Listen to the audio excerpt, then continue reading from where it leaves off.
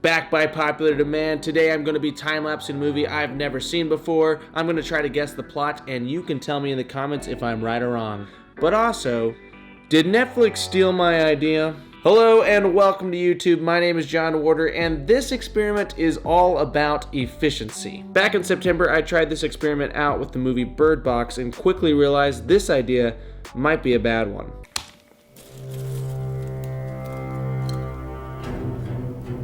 So here's what I got.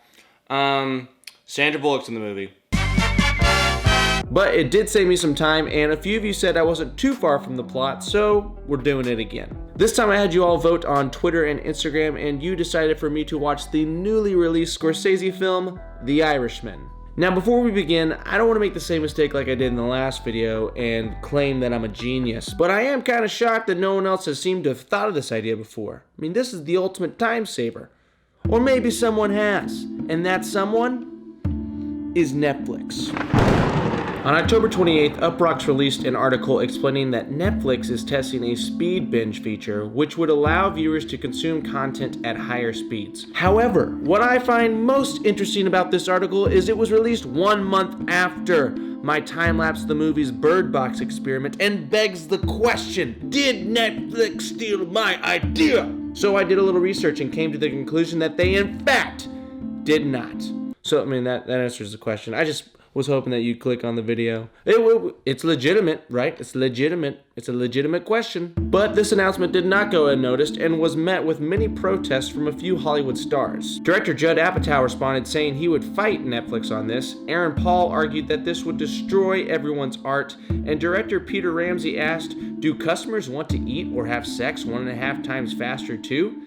Well, that's a personal question, Peter, but each of these people bring up valid points. Speeding up movies is not an enjoyable experience. I know because I've done it. Was this enjoyable? I mean, I had fun thinking of the idea, and I enjoyed eating this popcorn. So in an effort to pay respect to the art of filmmaking, I'm sorry to say, but I actually will not be watching The Irishman as a time-lapse. Probably going to stop this series altogether. I just don't think it is fair to encourage people to enjoy a film outside of how it was originally intended. So we will be watching the entire 3 hours and 29 minutes. Are you freaking kidding me? All right, so I've got my camera set up for time lapse. So it turns out that the Canon 80D can only do a time lapse that is equivalent to 2 minutes.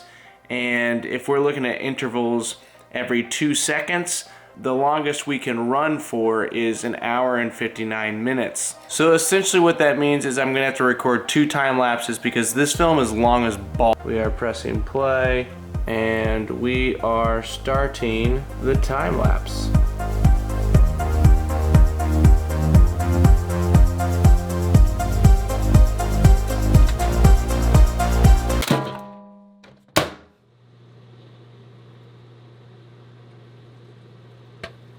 All right, it's showtime. The Irishman has been time-lapsed. We've got our popcorn, and today's topping is Old Bay seasoning. Same great taste for over 70 years.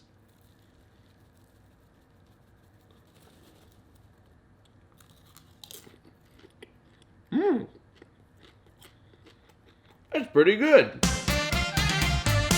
The Irishman has a total running time of 3 hours and 30 minutes. This time lapse has brought it down to 3 minutes and 20 seconds.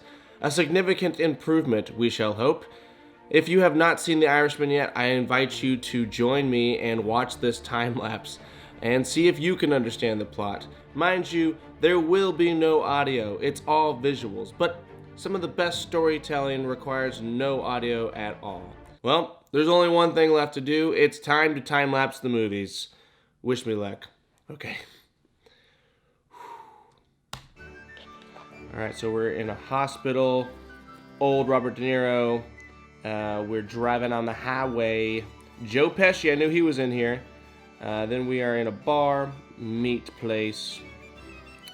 It seems like Robert De Niro is a little bit younger in some of these places, so maybe he's telling a story. See if I can catch in these subtitles.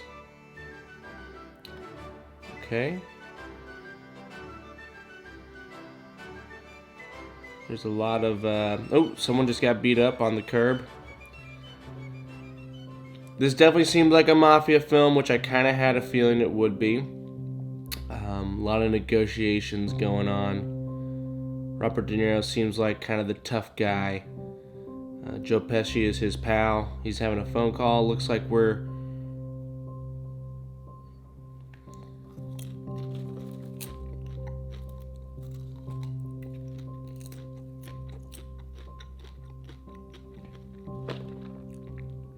So Robert De Niro is definitely telling the story about his time and maybe him working with... I honestly forgot this actor's name, so we're going to just call him Scarface. My bad.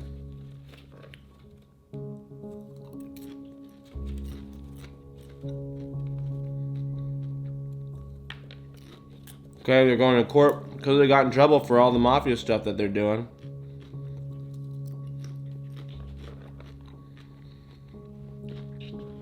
I would say this is around the JFK era because I saw a coffin and an American flag on it. I think this might be a true story. Okay, someone was found guilty and has gone to jail.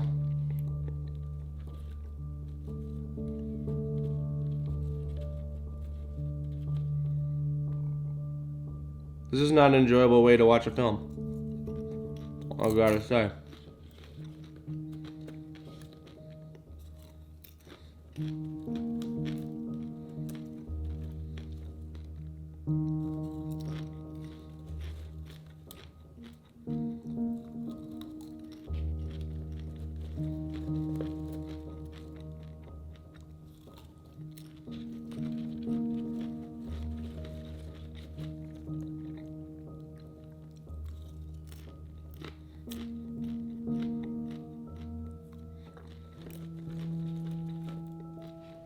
Okay, so it seems like Robert De Niro is still in the game, along with his buddy Scarface. Somebody just died, I think, on the floor. That's what that looked like. But now they're kind of training some of the younger blood out there. So another person has died. Joe Pesci looks significantly older. Now they're in prison. I think Joe Pesci also died. Robert De Niro is significantly older. He's in a wheelchair. And it just seems like he's kind of just having to reflect, and the movie's over. Okay. All right, so that was not easy, but I think I know what's going on here. Robert De Niro's in the movie. Once again, the popcorn steals the show. My first interpretation of this film is that Robert De Niro is a mafia guy, and he's reflecting on his time as probably one of the world's best mafia guys. It's him, Joe Pesci, and Al Pacino, aka Scarface. It seems like Robert De Niro outlives all of them. He's now kind of just watching life go by. As he grows older, he's seeing his friends die. He's seeing younger people getting into the game, and maybe in some ways it seems like Robert De Niro is having a hard time moving on. All right, that's all I got. Here's what I'm gonna do though. I'm gonna watch this film one more time, but I'm going to watch it half the speed and see if I can get anything else. I'm not gonna play that part here in the video. If you would like to do that as well, go back and slow down the video in YouTube and watch it there. Let's see if I can get anything different. All right, so that was actually pretty helpful. It seems like Robert De Niro used to work for a meat factory. He was a truck driver for them.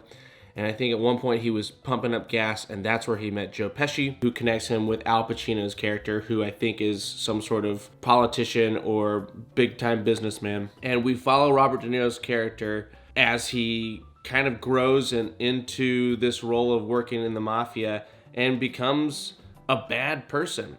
And we see his morals kind of deteriorate. It affects his family, and he kills several people. They definitely killed somebody and then threw them into a wood chopper, which is just insane. I'm pretty sure he killed Al Pacino. It was very quick, but I saw one part where he was riding the car. Al Pacino was wearing a maroon shirt, and then they go inside some house, and Al Pacino is on the ground, and we never see him again. And so it's kind of amazing because his life could have gone a completely different direction had he not run into Joe Pesci. But instead, he kind of fell into this rabbit hole of the mafia. At the end of the film, we also sit with a preacher for a very long time. And it seems like this preacher is maybe trying to get Robert De Niro close to God. And my thought is he didn't. He was so stuck in his ways that he refused to, I guess, kind of bow down to anything greater than himself. He's looking back and life just flashed right before him. It's kind of deep, but that might be what this film is about. It's about a man who played the game for a long time and completely missed the point. Alright, so I think that's basically what I got. Tell me in the comments how close or how far off I am. If you haven't already, go ahead and follow my Instagram and Twitter. That's where I'll have you all vote on which film I should watch next. And if you enjoyed this video, go ahead and hit that like button, share this with somebody awesome, and subscribe to my channel.